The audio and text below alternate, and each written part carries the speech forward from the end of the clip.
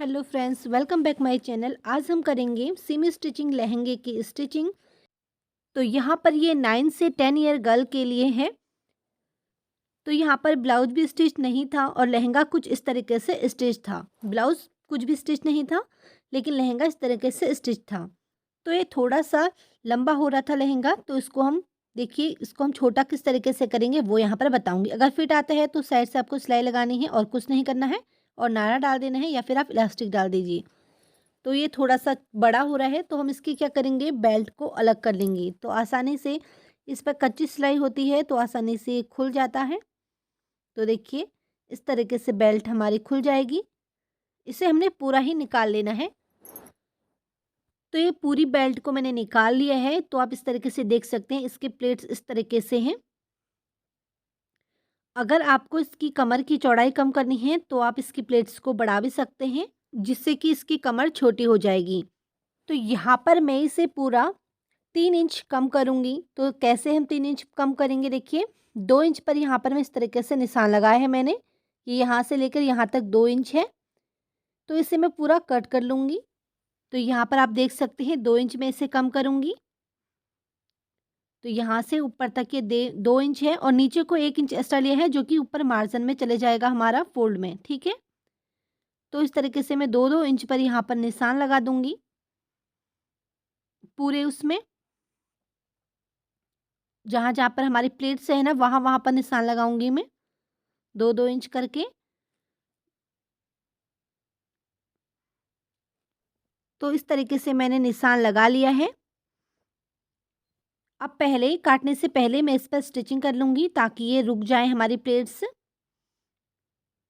तो जैसे पहले से सेट थी है ना प्लेट्स, उसी तरीके से इस पर स्टिचिंग लगानी है। तो देखिए, अंदर का मार्जिन आप देख लीजिए, इस तरीके से अच्छे से हाथ से करते हुए उन्हें सही, तो इस तरीके से स्टिचिंग कर लीजिए। तो पूरे में आपको इस तरीके से करना है।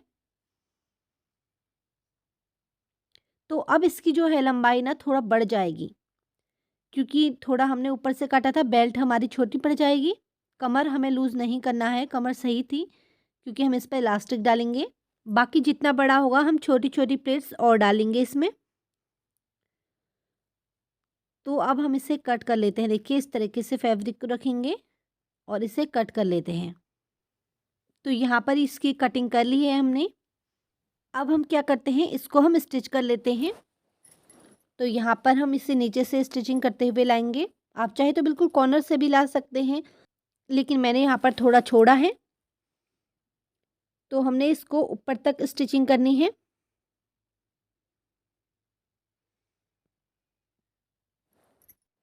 अब जब आप ऊपर की तरफ को आ जाओगे, तो आपने तिरछी सिलाई लगानी है इस पर, जिससे कि इसकी कमर थोड़ा कम हो जाएगी। देखिए, यहाँ पर हमने ज़्यादा मार्जिन लिया है ना, अब इससे क्या होगा, हमारी कमर जो है थोड़ी कम हो जाएगी, ठीक है। तो हम बेल्ट को बाद में देख लेंगे। तो यहाँ पर हमने इसे स्टिच कर लिया है इस तरीके से। अब हम यहाँ पर बेल्ट को देख लेते हैं, अगर ये फिट आता है तो ठीक है, अगर नहीं आता है थोड़ा प्लेट्स और डालेंगे। तो इस तरीके से पकड़ते हुए रखेंगे हम। तो देखिए, अब यहाँ पर इतना फैब्रिक और बच रहा है। अब हम क्या करेंगे, दोनों साइड से हम इस पर छोटी-छोटी प्लेट्स लगा लेंगे। आप चाहे तो इन प्लेट्स को बड़ा भी कर सकते हैं, लेकिन यहाँ पर डाल भी सकते हैं प्लेट्स। देखिए, यहाँ पर मैं प्लेट्स डाल लेती हूँ। तो यहाँ पर मैं 3 से 4 छोटी-छोटी प्लेट्स डाल रही हूँ। फ्रंट की साइड, आप चाहे तो बैक या फ्रंट पे डाल सकती हैं। तो ये मैंने फ्रंट पे डाली हैं। इस तरीके से प्लेट्स डालने के बाद आपके लहंगे का लुक बिल्कुल भी खराब नहीं लगेगा।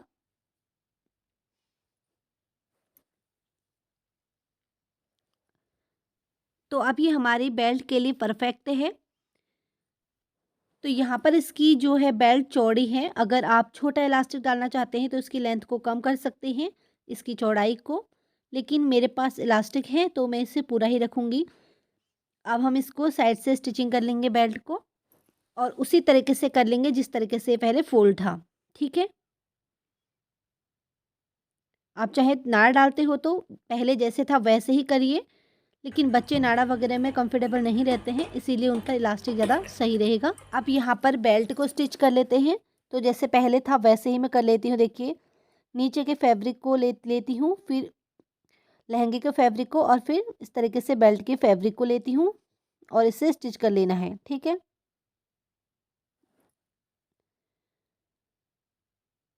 तो इस तरीके से देखिए, जितना अपना मार्जिन लिया था ना, उतना आप अंदर की साइड को डाल लीजिए। जो सिलाई है आपकी वो दिखनी नहीं चाहिए, जो सिलाई से हमने प्लेट्स को सिक्योर करा था वो दिखनी नहीं चाहिए। उसे आप अंदर की तरफ को इस तरीके से रख दीजिए और आराम से इस पर टॉप स्टिच लगा दीजिए। तो पूरे राउंड में आपने इसी तरीके से करना है।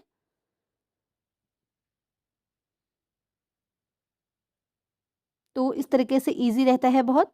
बस थोड़ा-सा गैबिंग रखिए इलास्टिक पास करने के लिए। तो यहाँ पर मैंने स्टिच कर लिया है और इसी की चौड़ाई के बराबर यहाँ पर मैंने इलास्टिक भी ले लिया है। इसीलिए मैंने इसकी चौड़ाई को कम नहीं करा था। तो आप इसमें हम इलास्टिक इंसर्ट कर लेते हैं इस तरीके से डालते हुए।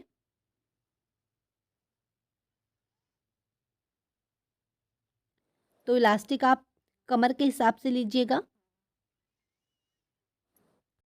तो इलास्टिक के दोनों छोर को पकड़ते हुए एक के ऊपर से एक इस तरीके से रखेंगे और इस पर 3 से 4 बार स्टिच कर देंगे। आप चाहें तो हैंड स्टिच भी कर सकते हैं, लेकिन मशीन से पक्का रहेगा ज़्यादा। तो इस तरीके से आप इस पर टाँकी मार लीजिए इस तरीके से 3 से 4 बार और ये सिक्योर हो जाएगा। और अब ये ओपन पार्ट दिख रहा है ना आपको, उसे आप स्टिच कर दीजिएगा। तो इसे हमने टॉप स्टिच कर लिया है और टाँकी भी मार लिया है यहाँ पर। तो हमारा लहंगा स्टिच हो चुका है पूरा। हमने छोटी सी डोरी भी लगा दी है यहाँ पर साइड पर। वीडियो देखने के लिए थैंक यू।